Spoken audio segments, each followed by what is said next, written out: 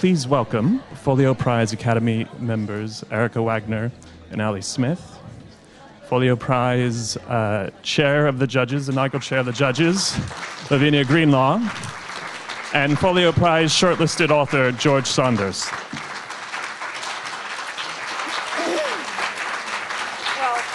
Good morning, ladies and gentlemen. And can everyone hear me? It sounds like my microphone is on. Well done for being here on what is actually a beautiful day outside, but you can frolic in the sunshine afterwards. I am Erica Wagner, and I am really delighted to be chairing this discussion about voice with three such wonderful and eminent writers. Lavinia Greenlaw is a polymath, a poet, a novelist, and much more. Sorry, I missed that. I was distracted by someone taking pictures. Can you please not take pictures? Yes, please don't take pictures. Sorry. Yeah, phones off, no pictures. She is just publishing her fifth collection of poetry, A Double Sorrow, Troilus and Crusade, which is a retelling of Chaucer's tragic lover's tale. Against the backdrop of the Trojan War, the Prince Troilus and the captive Crusade meet, fall in love, and finally fall into infidelity. She is the recipient of an Eric Gregory Award, an Arts Council Writers Award, and has won the Forward Prize for Best Single Poem for A World Where News Traveled Slowly. She's also the author of two novels, two works of nonfiction, and her sound work, Audio Obscura, won the 2011 Ted Hughes Award for New Work in Poetry. She has held residences at the Science Museum, at the Royal Festival Hall, and the Royal Society of Medicine, and she is, as we've heard, the chair of this year's inaugural Folio Prize, and her fellow judges are Michael Chabon, Sarah Hall, Nam Lee, and Pankaj Mishra. Ali Smith is a novelist, a writer of short stories, a playwright, an essayist, and very entertaining company to my personal knowledge. Her first collection of stories, Free Love and Other Stories, took the Saltire First Book of the Year Award. Her novel Hotel World won the Encore Award and was shortlisted for the Orange Prize and the Booker Prize. The Accidental won the 2005 Whitbread Novel Award. Her anthology, which I highly recommend, The Book Lover, is a wonderful collection of work that's moved her through her reading and writing life. Sylvia Plath, Muriel Spark, Grace Paley, Margaret Atwood, along with Joseph Roth and Claire Lispector, to name a few. Like me, she's passionate about the story form. A story, she said, is a wild horse. It will take its head and just go the way it wants to go. And I'm also delighted to welcome George Saunders, whose fourth collection of stories, 10th of December, is one of the 8 titles shortlisted for the Folio Prize and has just won the Story Prize in his native United States. His first collection, Civil War Land in Bad Decline, appeared in 1996, and since then there have been 2 other collections, Pastoralia and In Persuasion Nation, a novella, a children's book, and a collection of reported nonfiction essays and short humor pieces, The Brain Dead Megaphone. He began his career not as an author, but as a geophysical engineer. I just wanted to say those words.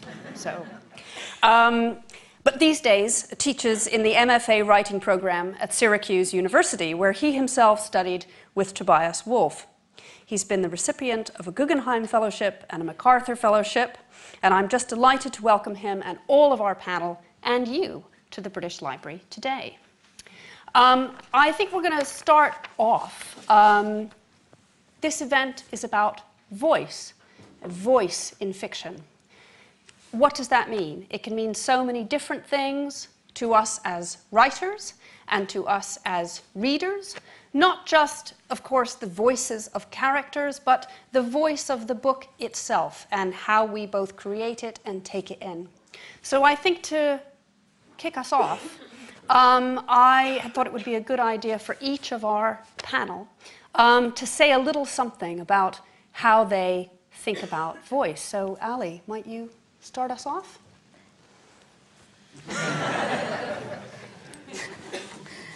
Actually, that's what I'm going to say is, can you all hear me? I was thinking about this. I made some scrappy notes on the train. thing about voice that I think more and more and more over the years is that actually voice is really about silence. And the relationship between silence and voice in everything we write is really crucial and at the centre of why we make anything with language or with voice. There's no such thing as a story without voice. It just isn't. It doesn't exist. And there's no such thing as a voice without story. They really are equally important to each other. They are the same thing, voice and story. But the marvellous thing about literary voice is that it is both voiced and silent. It can be silent at the same time as you're reading it. You read it, you hear it, you don't hear it. It's an imaginative act between and on behalf of both the reader and the writer. There's something which connects between your own voice as a person as you read a book and also the voice which has gone into this book, which you're hearing but not hearing. More and more, as I say, I think voice is about this silence. And there are two books that I really love about writing and about the act of it and the process of it. One is, well, there are lots of books I love about it, but two in particular to mention to you today. One is Margaret Atwood's Negotiating with the Dead, which ends on this splendid revelation of having gone through all the underground movements we go to write anything, and then to come back up to the surface, and she looks at it geographically, really, as a kind of layering down and then a bringing up to the surface, something which we've found which only exists, as she puts it in the end, as voice. And in the end she quotes Ovid, and she's quoting even more ancient writers, and writers who aren't even recorded anymore. It's all just simply about what passes through voice. It's that primal. It's us sitting round the fire in the dark with the storyteller voice in the dark. So voice is the place where life and language meet, and it's always a question for human beings about articulating and our inability to articulate. And in a way, that's why we have story. It's about that hinge between articulation and how difficult it is to say at all what we mean or what we want or who we are or who we were or what we could be, even with such a brilliant tool of communication as language is. I also think voice is really about rhythm. It's really deeply about the physical rhythm and the heart and breathing. It's something which even as we read it on a page is absolutely about how we breathe and how we beat as beings. And to talk about if I was to talk about myself, I would just really go silent, because one of the things I found most important if you write is to avoid anything that's like your own voice. You have to lose anything that might be your sense of voice. You have to listen completely openly to whatever the voice of the story is. If you don't do that, you won't hear properly. You won't hear the story, you won't hear the voice, you won't hear its rhythms, you won't hear its syntax, you won't hear its punctuation, because every voice has all those things. Every voice is textual as well as physical. Nicola Barker is a great example of a writer who is both textual and physical in voice. She really is writing at a pace of the written page. Or you have a writer like Alistair Gray, who, even if you see him as a person, simply explodes with different voices. He just, it's like he's carrying several people around with him, and they all talk at once. It's like a walking choir, And it's the same on a page of Alistair Gray, because the page will be split into lots of pieces, and all the voices will be coming from all their areas and all their directions at once. And it's very, very exciting. It's you're reminded to be communal by it. But the person I'll send you towards now is Grace Paley, who in the opening of one of her collections of stories says, "I didn't know what to do with myself because I had a pain. It was the storyteller's pain, and it was right here." And she kind of indicates her chest. Paley's voice is always about dialogue. I think voice is always, in the reading act, about asking for dialogue and asking for that connection. Voice as a kind of intimate means of connection. I think that's pretty much all I'm going to say, except to read you this piece of Italo Calvino from the very end of a book called 6 Memos for the Next Millennium. Again, with Margaret Atwood, Negotiating with the Dead, this is another book I really suggest that anybody who's interested in anything to do with writing go and read. 6 Memos for the Next Millennium. He only wrote 5 because he died before he wrote the 6th. And his wife went into his study after he died and found these on his desk, all piled up very neatly. And this is what he says at the very end of this book, before he leaves the world. He says, "Each of us is a library and an accumulation of knowledge, an accumulation of books. But perhaps the answer that stands closest to my heart is something else. Think what it would be to have a work conceived from outside the self, a work that would let us escape the limited perspective of the individual ego, not only to enter into selves like our own, but to give speech to that which has no language, to the bird perching on the edge of the gutter, to the tree in spring and the tree in fall, to stone, to cement, to plastic. Was that not what Ovid was aiming at, he says, when he wrote about the continuity of forms, and what Lucretius was aiming at when he identified with himself with that nature that is common to everyone and everything? And that, I think, is voice. Thank you very much.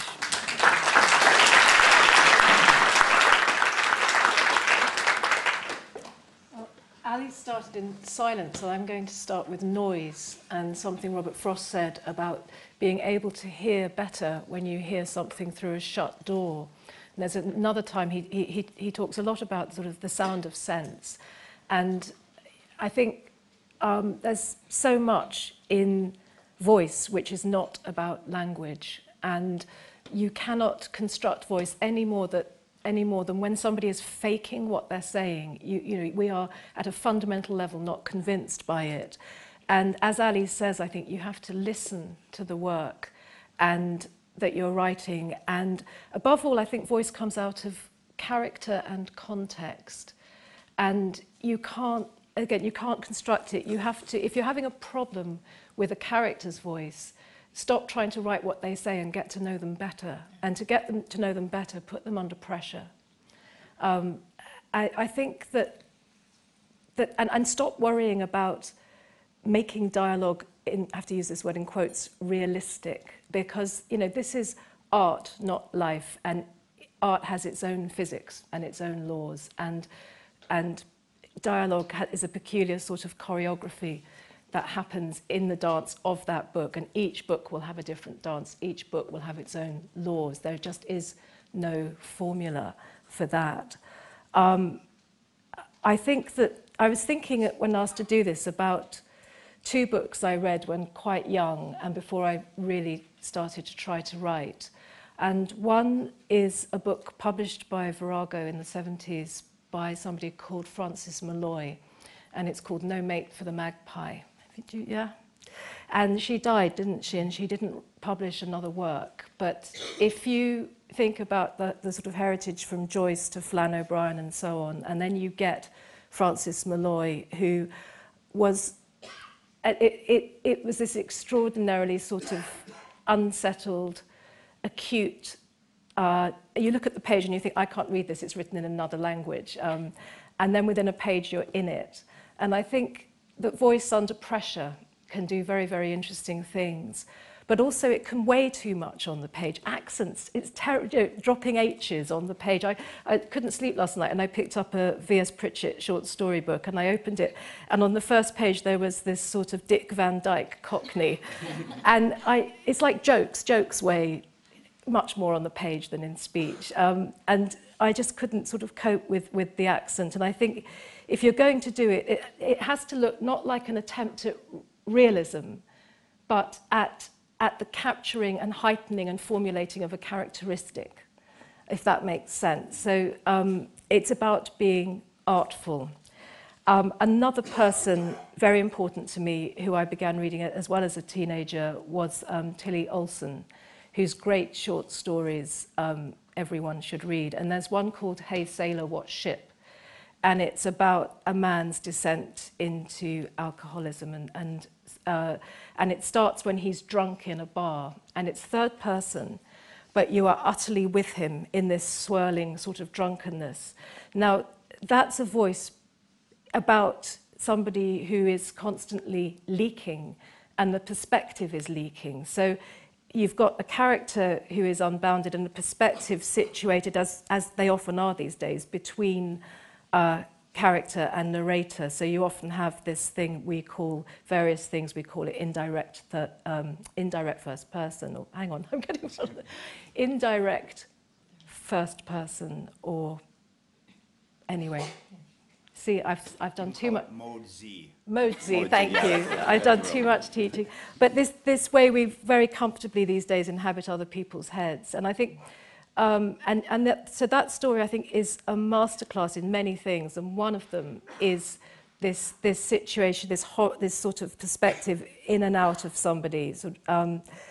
It doesn't always work. Don't decide on voice. Don't say, I'm going to write a first-person narrative. And if you're writing, let it, explore it, find out, test it, find out if it works that way, because obviously there are limitations. The first person gives you that fantastic storyteller moment, but it can also obviously limit you, because whatever you do, it has to make sense within its own rules. It has to be coherent, even if it is about a drunk guy in a bar. It has to be really precise and coherent, because otherwise your reader won't listen to the voice. They will be too busy asking questions of it.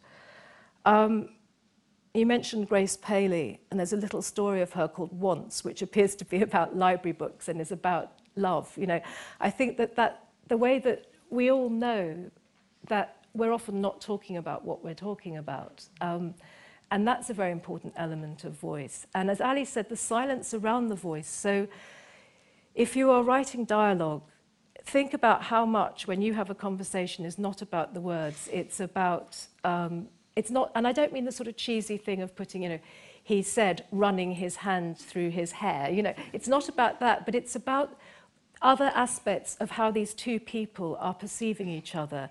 And so if you were two people walking through a wood and you were in love, and you were talking, you would notice different things, and you would be speaking differently to how you would if you were being chased by a bear. You know, you can bring all that.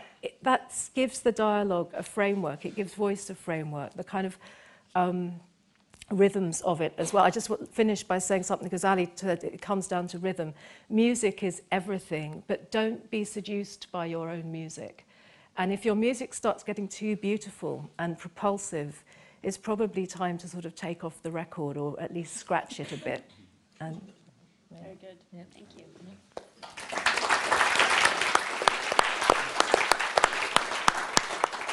Yeah. Well, when I heard we were talking about voice, I remembered being a young writer, and how tormenting it was when you would work on something and it would come out and feel not of you. You know, it would feel like some stupider person had written it, and yet you were being, you know, in those times I was being very sincere and often very drunk, and you know, everything, I was bringing everything to it, and yet still it sounded like, you know, my uncle, and so I think the first guess, you know, the first feeling I had was that, well, if you just say what's on your mind, it'll be you, that'll be your voice, and of course it isn't. That's not your voice at all. So I mean, the one thing that maybe the only thing I've learned about voice is that you can certainly get some of it by expulsion, you know, by trying to be spontaneously yourself, or maybe imagine being someone else. But for me, the really profitable thing was to learn you could get voice by cutting, you know, by taking something you'd written at speed and then say, well, that is vernacular. Let's cut back. And so for me, the first time I ever actually recognized myself was when I took that spontaneous speech and started hacking away at it. Now, and then I found out that there was a whole set of criteria that I had for prose that were not necessarily natural. So, for example, to eliminate things that might be implied.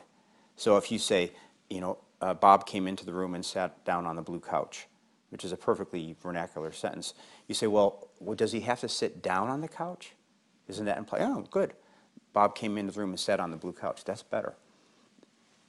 Does he have to come into the room, actually? Just say, Bob, he's already in the room. Bob sat on the couch. Good. Why is he sitting on the couch? Cut it. We have Bob. but we haven't, he's not banal yet, you know. So for me, that was a lot of voice now is not so much that you're, as you said, you're not trying to decide which voice to do and then do it. You're trying to do something and then sculpt away until a surprising voice comes up.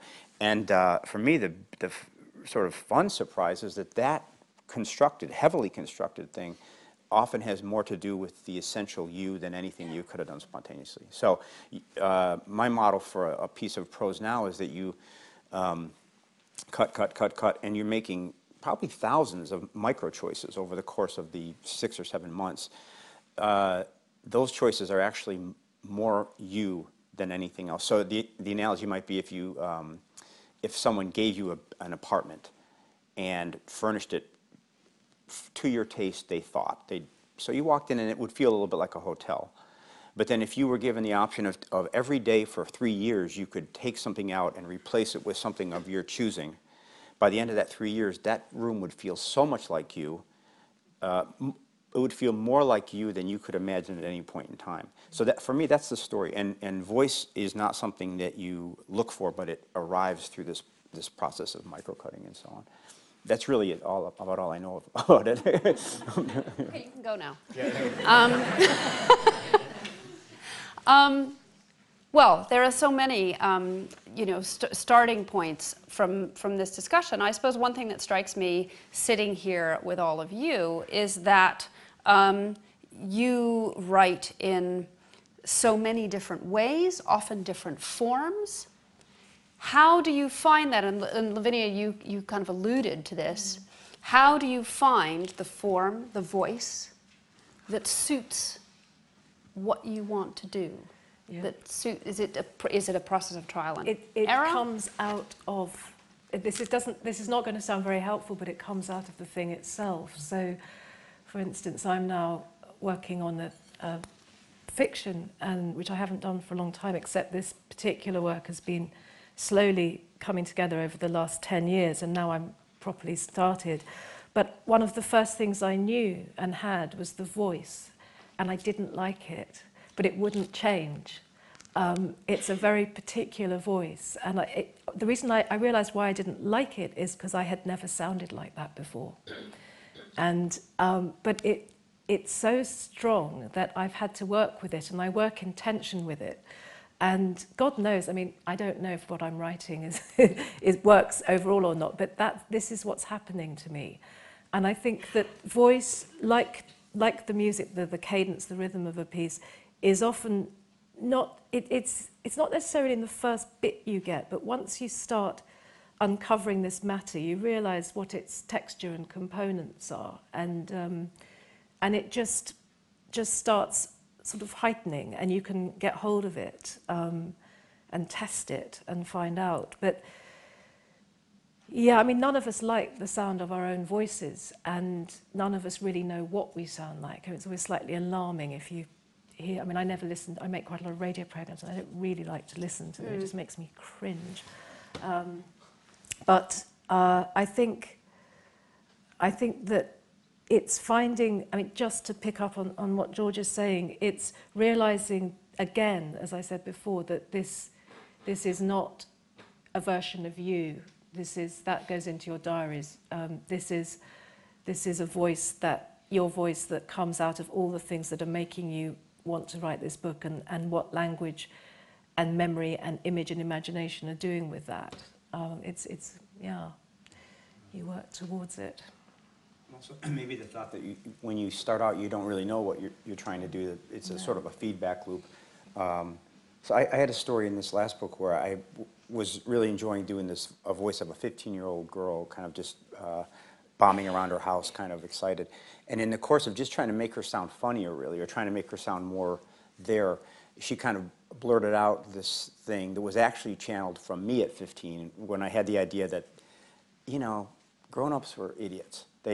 What was all the drunkenness and the infidelity? Couldn't they just get it right? Couldn't they just be virtuous? So she says, to do good, all you have to do is do good.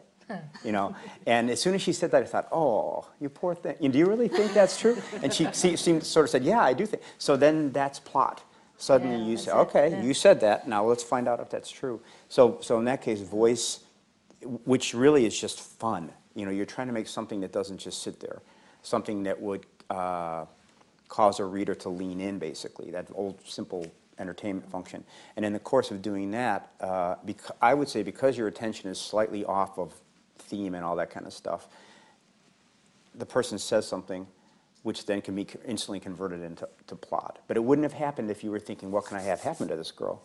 But to let her sort of gab a little bit and make some fun. So you're attending to her. That's right, yeah. Voice. Yeah, and it's an act. It actually is a dramatic act. Voice is a dramatic act. Harold Pinter, talking about writing anything for theatre, just simply talks about a black space into which someone says the word "Dad," and then you've got a play. You've got the beginning of something. You've got everything just waiting to happen, and all of it still to be discovered. You know, I think the most exciting and the most annoying thing about voice is that when you're trying to write something, when you're writing something, you're working away at it, and if you haven't got it right, it will tell you. It just will tell you. It just gets you, and it'll get you by the shoulders in the middle of the night, and actually wake you and go, no, this. You know, it's equally a voyage of discomfort and discovery. I suppose there's also, but there's not a distinction, but a kind of marrying between certain characters in books, and you were just talking about this 15-year-old girl, have a very distinctive voice, something that pulls the reader. I suppose a very famous example is a book like Huckleberry Finn, where this is a voice you can't not listen to. It's a very different kind of voice than the voice of Henry James. You know, what are some of the kind of distinctions in register between characters' voices and then the authorial voice that's behind? It's a very strange relationship, I think. And when I first wrote a novel, which was actually an accident, I thought I was writing a poem, and then I had a character, and then I thought, God, it's a story, and then I had to get to the bottom of the page, and it took a long time. But it was about a teenage girl as well. And although it wasn't first person, I quickly realized that what didn't work was my allowing myself too much into the narrator's voice. So I set myself a rule, which was that I could not use analogies or allusions which were beyond her range. So although it's not written from the point of view of this 17-year-old, I sort of resisted all my own kind of literary flights because it needed to be in her atmosphere. And I think even if you are writing a kind of a detached narration, you need to think about the overall atmosphere and register of the book and keep it a dynamic relation. Yeah. I've been working on these stories that I think of as being in, I call it third-person ventriloquist. So it is that close third, but it's just basically one or two sentences of sort of set up, and then as quickly as possible go into the character's head with all those restrictions and all those prejudices and habits and so on. And it's really, that's another thing is, I think voice can be produced by constraint.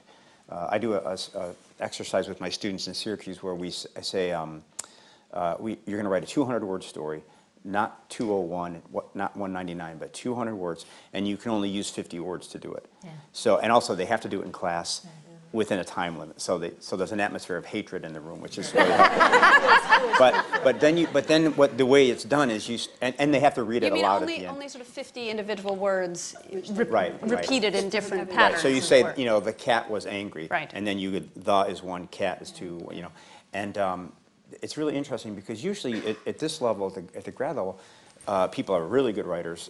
We got 600 applications last year for 6 spots, so they're off the charts.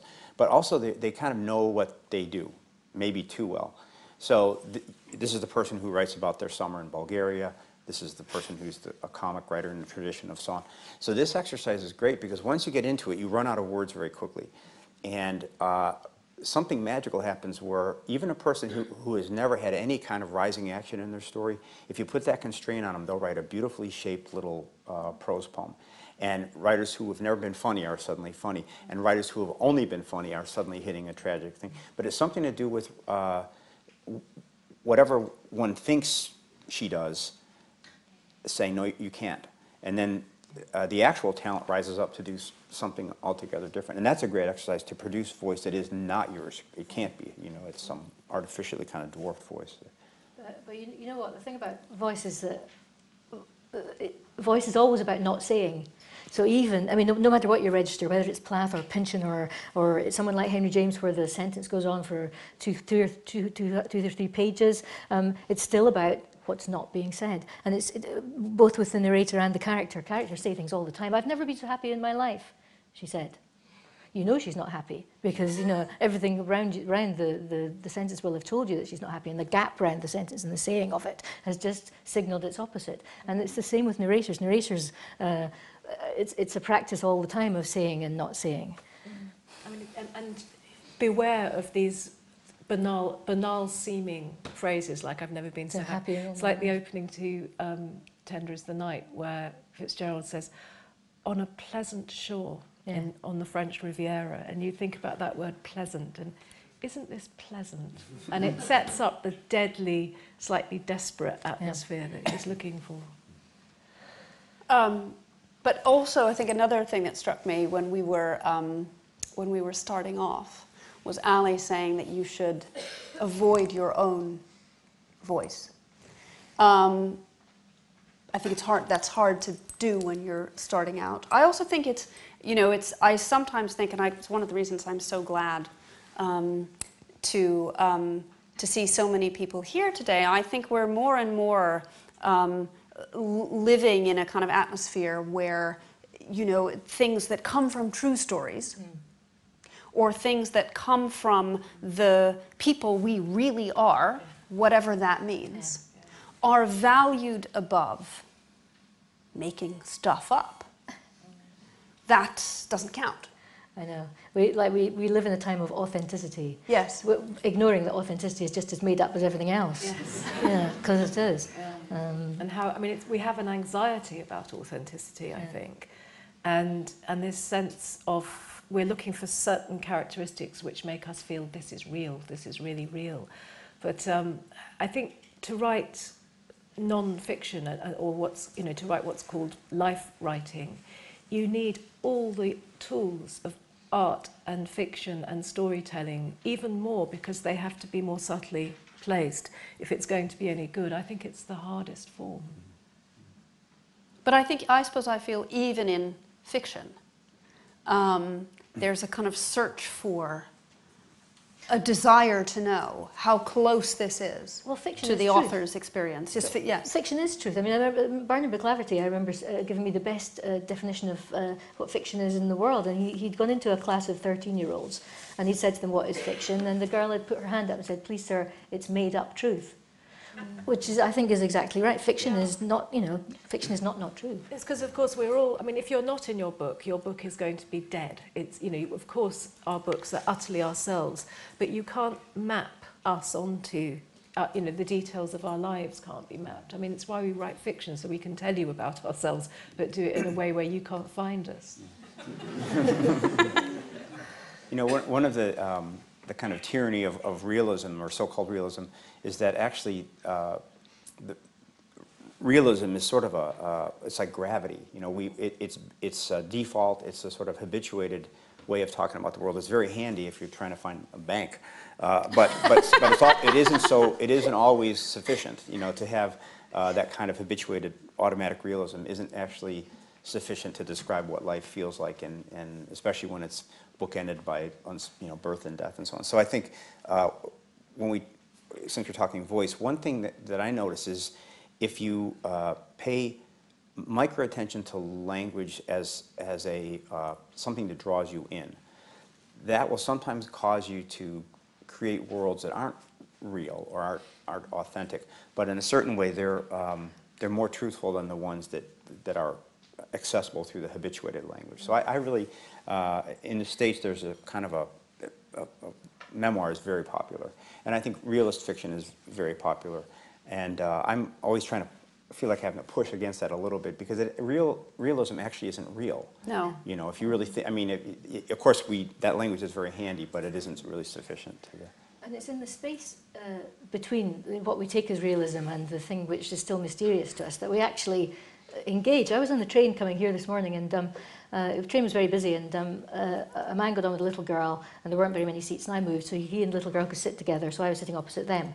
Anyway, he was obviously wanting to tell me something. I mean, it's interesting you said bank, because actually to tell is an old banking term. That's why we call bank tellers tellers, because actually bank telling is about counting, and it's about worth, and it's about how much you have, and it's about how much you're worth. And, you know, so telling a story is actually something about worth. So this man is sitting next to me, and he's got a little girl next to him, and I can feel him kind of itching to say something, and halfway through the journey he does get my attention, and he says, "So do you know the underground system very well?" And I said, "Well, I know it reasonably well." I said, so I'm going to Harley Street, so do you know where I go for that?" And I said, "Well, do you know which tube you need?" He said, "Well, yeah, Oxford Circus." So I said, "Okay, well, you need the Victoria line." Okay. And he said, "So we're going into Harley Street today," he said, "but we're going home tonight." And that's all he said. But he wanted me to know he had a little girl with him. There was him and a little girl. The thing which is not said, the thing which asked me to imagine the space in which he was in, was the point in which we met. And that was what was the worth of it. It was the knowledge that he was in this space of question or mystery himself, and so was the little girl. But also it presumed, if he said Harley Street, it presumed a knowledge of what that might mean. Right. If you were talking, say, to an American, yeah, exactly, you wouldn't know. Yeah. you would say, have fun on Harley Street. That's the street where all the motorcycles are, I think. Yeah. That's a Henry James novel. Because it is about Inference. and it's about inference, and it's also about essential experience. Because the reason that stuck with you, Ali, is because you could immediately think what it would mean to have a loved one who was ill. You know, it's not about you or him. It's about that essential experience. So we use ourselves, but we don't want readers to care about us. It's about giving them a version of an essential experience that they recognise and sort of activate that in them. You know, we just, at Syracuse, we just finished our admissions reading, so we had 600 manuscripts for those 6 places. So my share was 160 when we read them in about 10 days. And so it's a great tutorial, really, in voice, because you're reading to reject, really. You're looking for an excuse to push something aside. And one thing that struck me this time was that one thing that a reader can not tolerate is condescension. You know, in other words, or someone who's trying to entertain in a condescending way. In other words, the manuscripts that wore out very quickly were the ones where someone had something fancy they wanted to do, and you should just shut up and take it. You know, some kind of experiment, or even just a voice that was a little bit not quite as smart as it thought it was. But the ones that really were riveting were the people who agreed to meet you intimately with a lot of respect. So they assumed that you were as intelligent and as worldly and as curious as they were. And they sort of said, let's talk about this. But that technically, mechanically means the person has, however they did it, they've gone through the manuscript to eliminate the banalities and this sort of cliches and the places where they are subtly presuming to know something that you, the stupid reader, doesn't. And those were the ones that really you couldn't turn away from. There's a warmth and an intimacy and a mutual respect in those manuscripts that was what really Kundra says about allowing your reader to meet you halfway. And it is that, isn't it? Yeah. Although I suppose, you know, that brings up a sort of question, and Lavinia, you were talking about this, the thing you're working on now, which is a voice that you said you didn't like, but you couldn't get away from it. And again, this is another issue. There's a lot of discussion about likability in fiction and how we should attach ourselves to characters. And you know, it's interesting, this issue of condescension or creating a voice that knows more than the reader, which is rebarbative. But I guess then there's the question of creating a character who is willfully rebarbative. And you're making a voice that's doing that on purpose. And I suppose that's the distinction, is judging whether it is accidental or not. That can go really wrong, you know, when people create grotesque or repellent characters, and you can just be slammed by that, and you don't care, and you're not enjoying it. They have to have charisma of some kind. They have to make you want to follow them. But that's not the same as being likable or attractive. It's being interesting. I wrote my first novel. There was a character who'd just come out of a psychiatric hospital, and he meets a teenage girl by a reservoir, and I kept getting him wrong, and And I thought, and until I sort of gave him this one element that made him charismatic, actually didn't give it to him, I discovered it in him. But I think that it's very, you don't worry about likability. And also, you know that when you read, you don't, when you're 16, you're looking for, 16-year-olds in novels, but most of the time, just as the author, you'll find aspects of an author have gone into lots of different characters, regardless of age or gender. As a reader, you're responding to different qualities in different characters. And so I think it's certainly a mistake to try and ever think about a market or making anybody likable. Make them interesting and trust that this book isn't, if your book is about a bunch of 25-year-olds living in Ireland, it's not going to just be read by Irish 25-year-olds. It's for everyone, and everyone will find an aspect, because character it's about character or components. I think at this point I'm aware we might have some questions in the audience. Do we have microphones or not? I don't think so. So I will repeat questions so everybody can know what's going on. Who's going to be brave? Yes. You. There's two being brave. From Claire.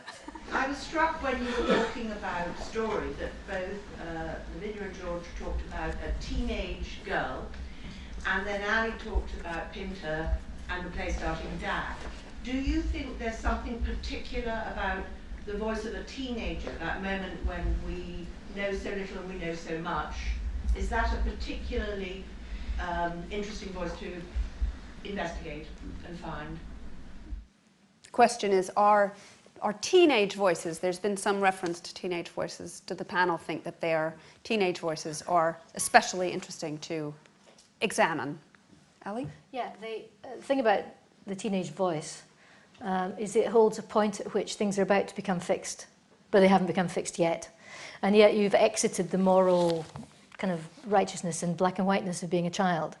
So you know the grey areas. So in that point of ultimate flexibility, and which you know is going to become more and more pressed on by the codification that makes us adults, something really interesting happens. What I've found myself in the past is that teenagers always want to speak in the present tense, and so do children, whereas actually adults tend to like to narrate themselves in the third person. So an adult will speak in the past tense and in the third person about their story in a book, or will want to, and teenagers will push to the present tense, and so will children. There's something still pushing against the surface of things at that point. Happening right now, but the pressure pushing back is much, much, much tougher.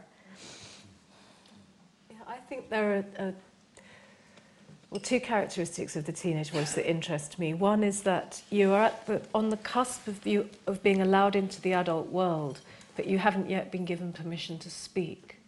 And that's a very powerful point of view.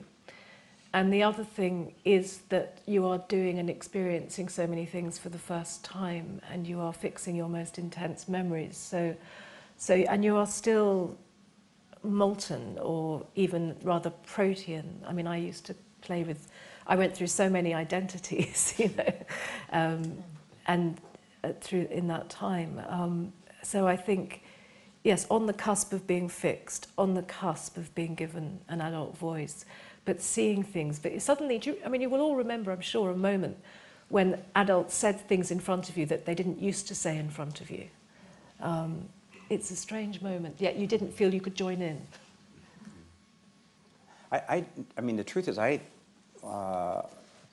think you have to do the voices that are fun for you, and the voices that you have a lot of. If you try to write a 15-page story from a completely constructed voice that you didn't like, that would be hard. So I don't really have any particular love for a teenage voice, unless on that particular day it's bountiful, and then you it's almost like I suppose a tailor. You have enough cloth to start, and then you can start cutting a little bit. But when I'm starting to work, I usually just kind of cast around in my mind to see what voice can I do today. And I don't usually even know who it is. It's just kind of a little. When we were kids in Chicago, that was kind of a fun thing to do socially. It's just either imitate someone or invent someone and then do the voice. And I think that's a lot of it. Is if you have enough of something to produce, then you can refine it and choose a particular flavor within the broad stripe. Which also I think is, it's interesting. I think that's something kids generally are very comfortable and interested in doing. As we get older, we tend to do that less. Right. So, it's kind of getting back to that. As you get older, you are a little more afraid of making a fool of yourself, so you decide what you're going to say before you say it and in what voice. And you might even do some kind of controlling of your actual voice to sound a certain way. But when you're young, you're just playing with it, and I think that to try to keep that alive is really fun. This thing here. I feel so much less brave now that I've had to wait. We still think you're brave. My question was about, several of you said not to bring your own voice into fiction. And that made me wonder then, do you see your voice now as something fixed? I mean, I think of ourselves as having so many voices within. And it connects to that question, if we read, say, Ali, 5 of your books, but we didn't know who they would buy, wouldn't we recognize some consistency of voice? Yeah, I don't want to recognize it.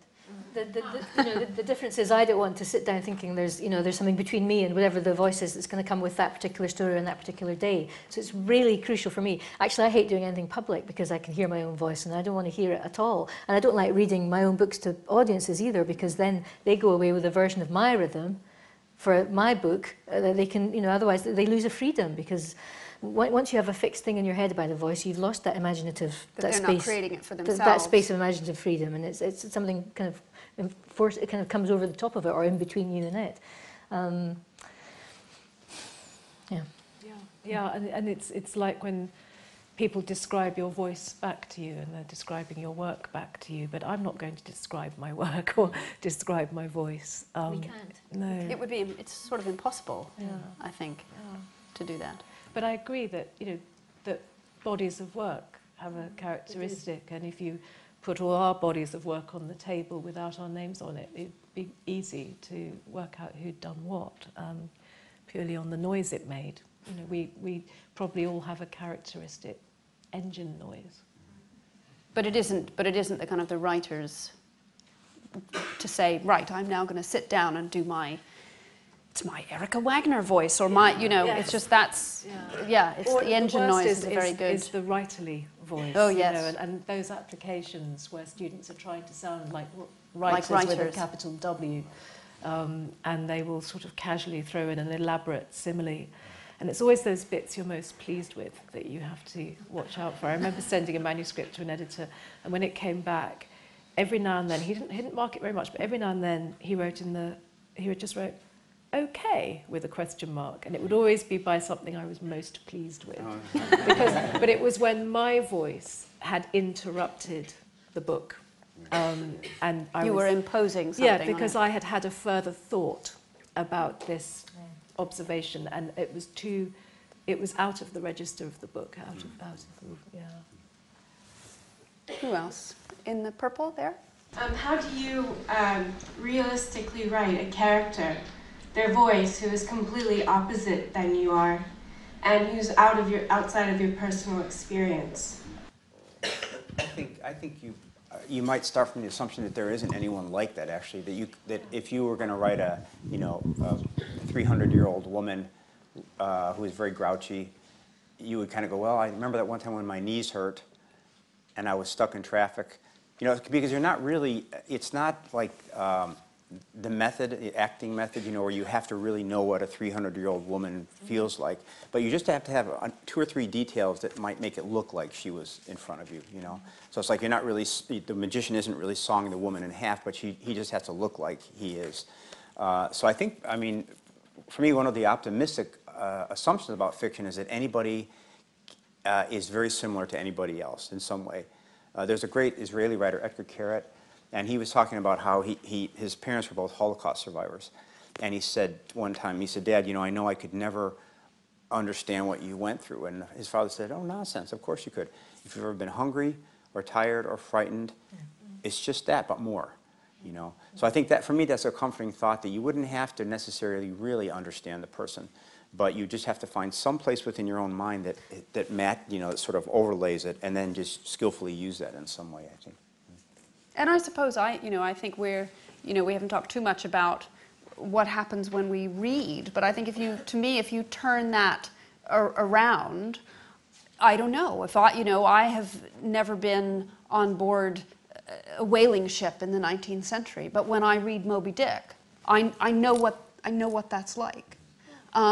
So it applies. You can do it as a writer in the same way you can do it as a reader, because it is all versions of human experience. And when you're a child, and I identified with a Belgian boy detective, yes. and I identified with cartoon, sort of Asterix and Anton B and Narnia.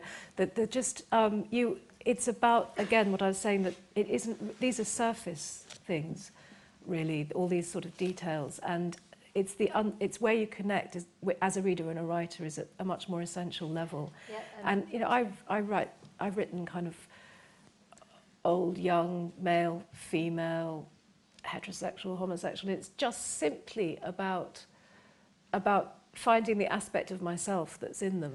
Well, Carson McCullers said, she picked up on a quote of Terence, the playwright. It said, "Nothing human is alien to me." We hold it all. That's why, in a way, that's one of the reasons we have stories, we have literature at all, to know that nothing human is alien to us.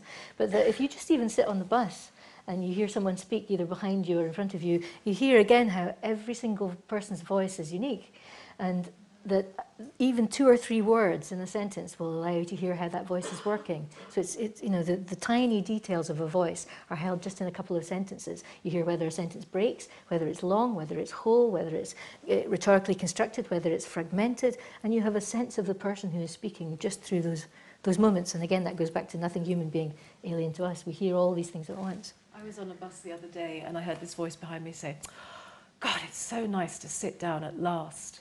And the person sitting next to them said, "How old are you?" And the voice said, 8. And it's just lovely. It was a little boy piping up, on a bus full of exhausted shoppers. Yeah.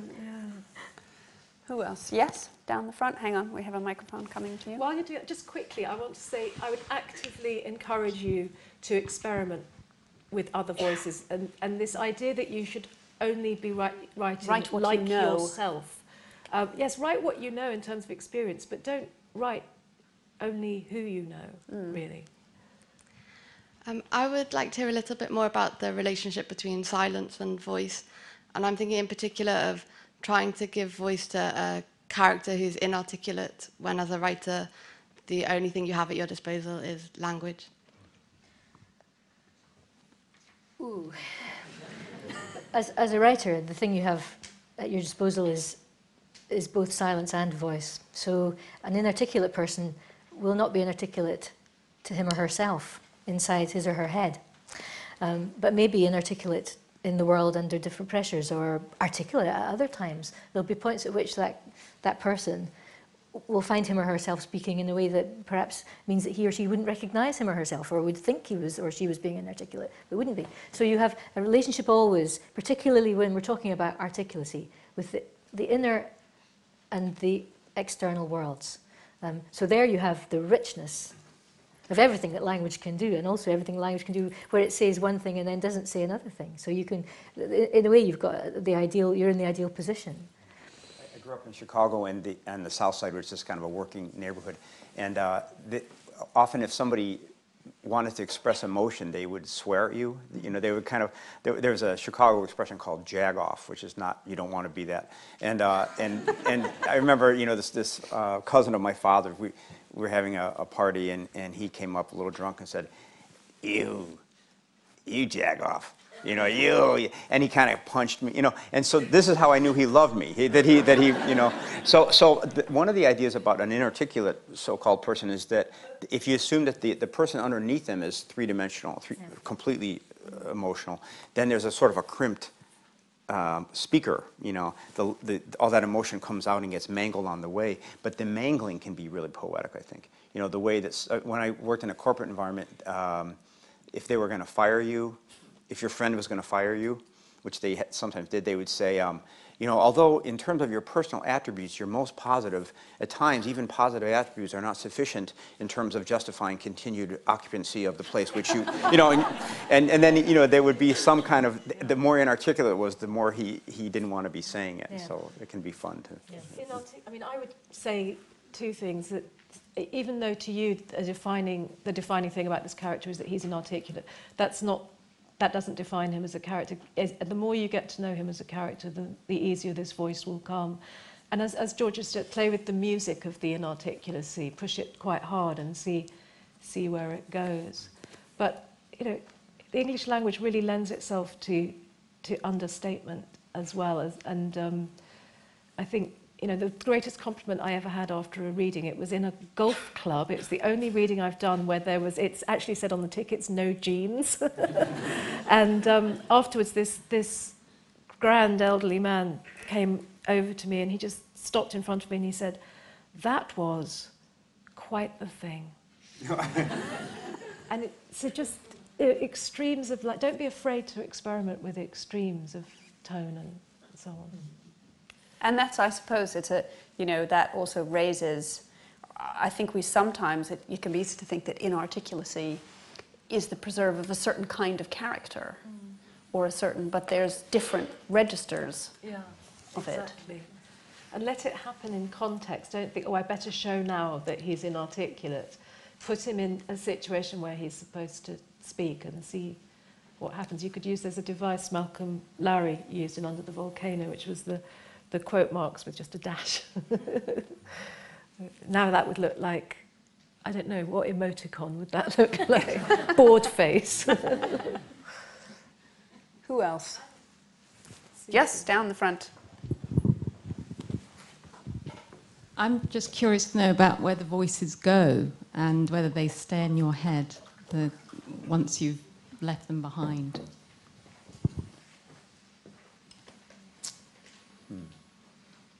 They so go. It is such a relief. You finish a book, you finish a book, and it's not like having a child at all. They just go, and you do not have to have anything to do with them ever again. You live with something while you're working on it, and when you have seen it off and finished it as much as you can, then it is it's rather like the end of a Chekhov play where someone plucks a guitar string in your chest, you know, something breaks and it's broken free and off it goes, thank God. I think I'd say the same. I've written a lot less fiction, but I'd say the same. And with my first novel, there was one character who wouldn't go, so I ended up having to write a second novel. And she only had a tiny walk-on part in the first novel, but she wouldn't bloody go. So so that was the next novel, really. Well, I found I can only do about 3 different voices. So, so you do the one, and then the next time it starts to come out the same, and then you find mechanical ways to alter it. You know, so if you can do, I can do a working class voice, but in this story it was this way. And then if it starts to go there again, you have to just mechanically push it over, and that's actually a way to produce character too. You know, if you say, well, I can only do these 3, I'm using voice number 2, but I've got to distinguish it from the last thing, then the mechanical process of doing that actually makes a separate person. It actually does, you know. But that's like your student thing and putting them under pressure. It's this odd way in which what feels like a contrivance can create the pressure you need to crack open the thing that creates this dubious thing called authenticity. But that's a sort of, again, this is a slightly different issue, but that, again, I think in talking about, you know, why do we perceive some things as in fiction as contrivances? It's all a contrivance. Exactly. But I think people, in their anxiety for authenticity, forget that you know, it's about seeing. It's about us arranging things so you can see them, really, not just showing them to you. Who else? Up there at the back? Hang on, the microphone is coming to you. This is a question mostly for Lavinia, I think, because I don't know if the rest of you write any drama, but is there a difference writing a dramatic voice for acting and performance to writing a voice within fiction and then hearing that voiced up in other ways perhaps afterwards?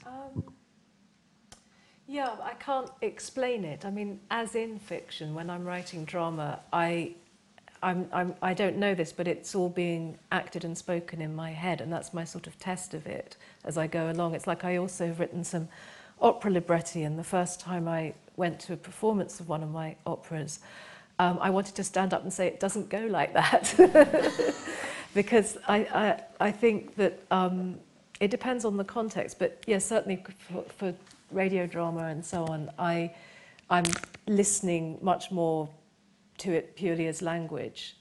You've got so many technical things to think about that creates those interesting, fruitful pressures. I think the strangest one for me was when I made this sound work called Audio Obscura, and I was editing very, very precisely in a sort of three-dimensional sound world with a fantastic sound designer.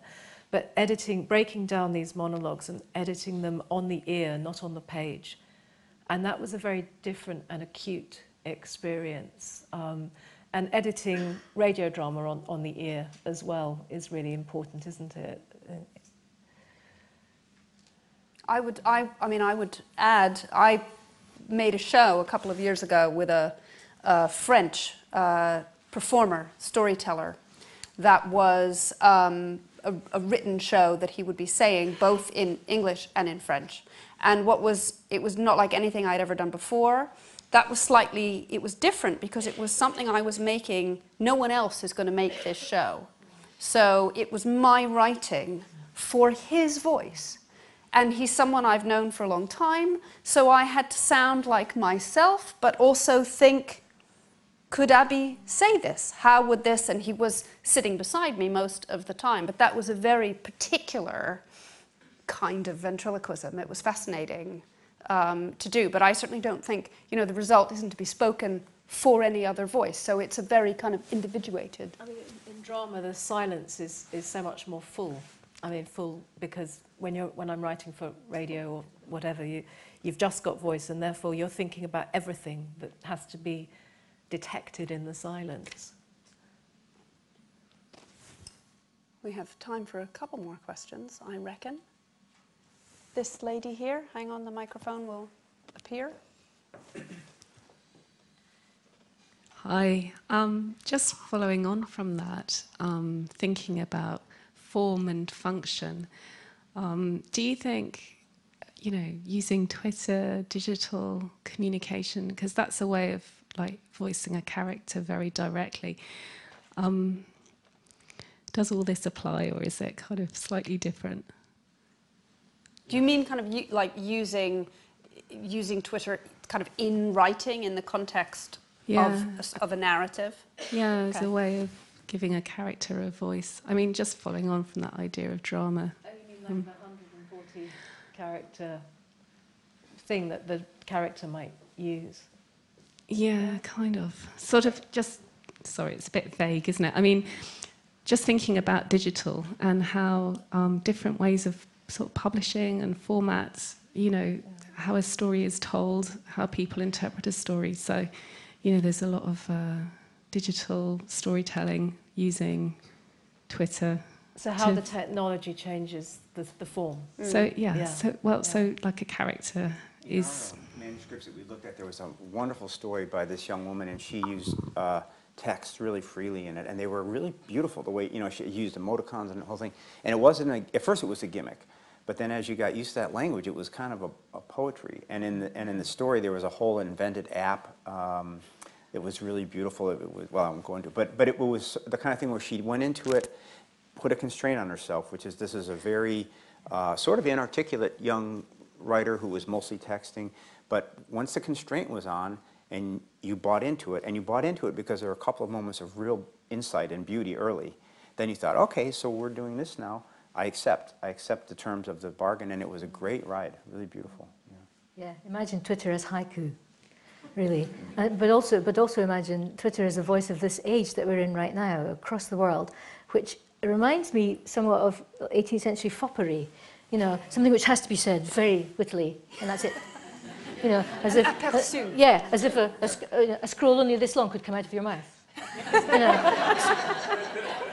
you know, which tells us a lot about the time we're living in and the space we have to feel, and also the things we don't want to feel, and the things that we're, you know, constraining ourselves from allowing ourselves to do with language.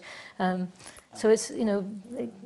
And I suppose another thing that I think is interesting for those digital forms when we talk about voice is the idea that everyone, perhaps, if they want, has a public persona. As you say, this scroll coming out of the we are always have the possibility of choosing whether to display our interior life and how to fictionalize it, how to adjust it for public consumption. And that's that's very interesting, I think. Who else? Oh, yes, very good.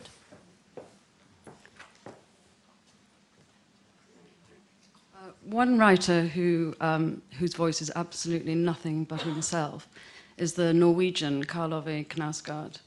And he's getting increasing attention as the volumes of his series, My Struggle, is being published in English. Volume 3 is about to come out. But particularly from writers. But one of the debates that's coming up around him at them now is people are beginning to say that he's not writing fiction because the books are so close to his own life. Do you have any views on that? Have you read him? I haven't either. If you're writing autobiographical fiction, does that make it non-fiction? I suppose the question that again, this is abstract, you know, how do you know? Who's to say? Because if you're saying that you're fictionalizing this. Yeah, he is a writer and he will be applying his art. And part of his art is that in the different levels of things within fiction, that particular aspect, the direct from life thing. I mean, to do that really, really well requires such artfulness. I haven't read him yet, so I can't comment on him, but you think back to people like, you know, poets like Plath and Lowell, and they used the material of their lives to create something which, well, not in Plath's case, but Lowell, it looked like these were letters, you know, from his ex-wife that he'd just, but of course they were arranged and heightened and much to, quite rightly, her frustration. But, you know, or someone like Plath, who's such a dangerous influence because people think, oh, you just spill and exaggerate and spill, but of course it's a deep misreading, isn't it? She's terrible an misreading of expert Plath. Technician. Sorry? It's a terrible misreading of Plath. Yeah, to imagine she's that she's spilling. She's such a tightly edited writer, and she's so controlled. She so, you know, earns her right to write those wild poems at the end of her life from the formal constraint that she's learned how to use in the earlier work. No, nobody. If it works, it's because it's artful, and so I think that if the Knausgård works, it's because he's artful. Everything is fiction. You know, we can decide that we're writing biography or autobiography, but it will end up as fiction. It will end up as a form. Everything is fiction. Everything is fiction. Every single thing we write is fiction. You know, we can sit down and try to write the truth. We will be writing a form of fiction. And we have to know it. And when we're writing autobiography or biography or dealing with real things which really did happen, we must be, the responsibility of that is huge. And the responsibility of how we hold or see or allow or are generous or ungenerous with other people's lives is going to be key to the process and will also feed into the process in a way which will allow it to be artful or not. Yeah. I've seen excerpts from that book and sort of long detailed descriptions of making a cup of coffee or something, and of course they're not just descriptions of making a cup, otherwise they wouldn't be interesting. Nothing is interesting, not even sex is interesting if it's not about something else in a book. You know, do you get a lot of applications from students where, or a lot of writing where they choose a banal moment and make it acute in order to do heightened writing or to create atmosphere or tension? We get everything. We get everything. I don't teach anymore, or not at the moment, but I used to get tons of short stories that began with two people waking up in a bed. One of them gets up and goes to make coffee, and all the investment of the writer was in an acute description of the coffee and the grounds and the cup and the, you know, every little detail. But that acuity only works if it has a context and if it's telling you something else. Right. And so he is telling us other things. think we have time for one more, probably. Anybody I'm missing? At the back, here? Does voice get lost in translation? So if there are works that you've read that of yours that have been translated, do you recognise in that the voice that's being used as the one that you used?